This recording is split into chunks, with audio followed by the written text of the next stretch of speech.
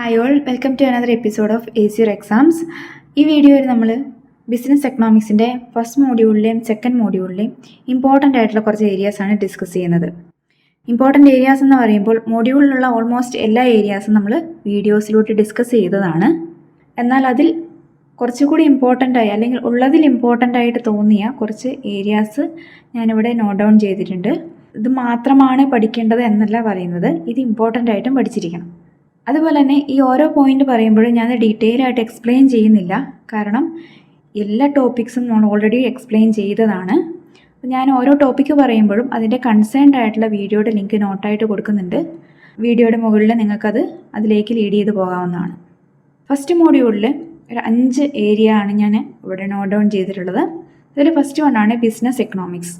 എന്താണ് business economics, അതിൻ്റെ meaning എന്താണ്, features of business economics, importance of business economics, ഈ കാര്യങ്ങളൊക്കെ ഒന്ന് നോക്കി വെക്കുക. നെക്സ്റ്റ് വണ്ണാണ് ലോ ഓഫ് ഡിമാൻഡും law of supply. Law of demand നന്നായിട്ട് എക്സ്പ്ലെയിൻ ചെയ്യാൻ വേണ്ടി പഠിച്ചു വെക്കണം. എന്താണ് ലോ ഓഫ് ഡിമാൻഡ്, അതൊരു ഷെഡ്യൂൾ യൂസ് ചെയ്തിട്ടും ഗ്രാഫ് യൂസ് ചെയ്തിട്ടും എക്സ്പ്ലെയിൻ ചെയ്യാനായിട്ട് പഠിക്കുക. അതിൻ്റെ കൂടെ തന്നെ ഫാക്ടേഴ്സ് അഫക്റ്റിംഗ് ഡിമാൻഡ്, കുറേ ഫാക്ടേഴ്സ് ഉണ്ട്. അതിൽ ഒരു 5-6 ഫാക്ടേഴ്സ് എങ്കിലും മസ്റ്റായിട്ട് എല്ലാവരും പഠിച്ചു വെക്കണം. നെക്സ്റ്റ് വണ്ണാണ് law of supply. Law of സപ്ലൈയും ഈ പറഞ്ഞ പോലെ തന്നെ ഷെഡ്യൂളും ഗ്രാഫും യൂസ് ചെയ്തിട്ട് വരയ്ക്കാനും ഫാക്ടേഴ്സ് അഫക്റ്റിംഗ് സപ്ലൈ എന്തൊക്കെയാണെന്നും പഠിച്ചു വെക്കുക.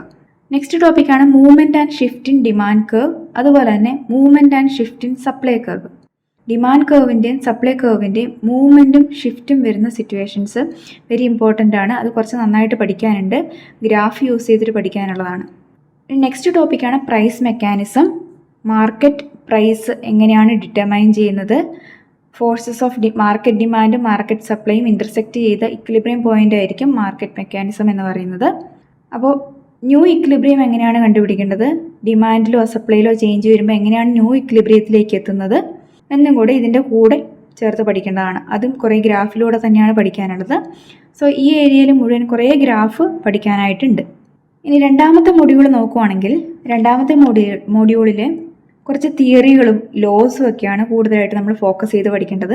അതിൽ ഫസ്റ്റ് വണ്ണാണ് മാർജിനൽ യൂട്ടിലിറ്റി തിയറി. എന്താണ് മാർജിനൽ യൂട്ടിലിറ്റി തിയറി എന്ന് എക്സ്പ്ലെയിൻ ചെയ്ത് പഠിക്കുക. അതുപോലെ തന്നെ അതിൻ്റെ കൂടെ വരുന്നതാണ് law of diminishing marginal utility.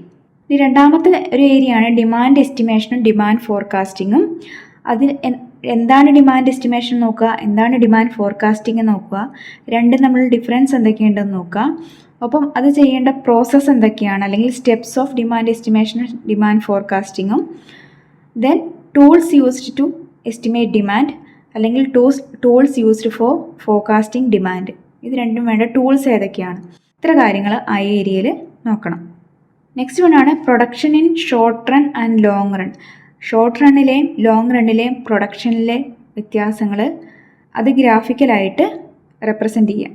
Next one law of diminishing returns, അതുപോലെ തന്നെ law of returns to scale. രണ്ടും ഇമ്പോർട്ടൻ്റ് ആയിട്ടുള്ള ലോസ് ആണ്.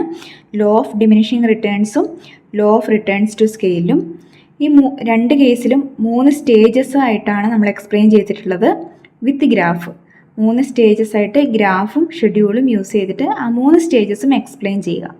സെക്കൻഡ് മോഡ്യൂളിലെ ഒരു ലാസ്റ്റ് ഏരിയ ആണ് relationship of price and revenue. പ്രൈസും റവന്യൂവും തമ്മിലുള്ള റിലേഷൻഷിപ്പ്, പ്രൈസ് ചേഞ്ച് ചെയ്യുന്നതനുസരിച്ച് റവന്യൂവിൽ എന്തൊക്കെ മാറ്റങ്ങളാണ് വരുന്നത് എന്നുള്ള ഡിസ്കസ് ചെയ്യുന്നതാണ് relationship of price and revenue.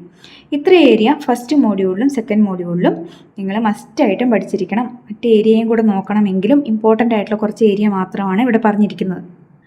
Next വീഡിയോയിൽ ഞാൻ തേർഡ് ആൻഡ് ഫോർത്ത് മോഡ്യൂളിലെ ഇമ്പോർട്ടൻ്റ് ആയിട്ടുള്ള ഏരിയാസ് ഡിസ്കസ് ചെയ്യുന്നതായിരിക്കും.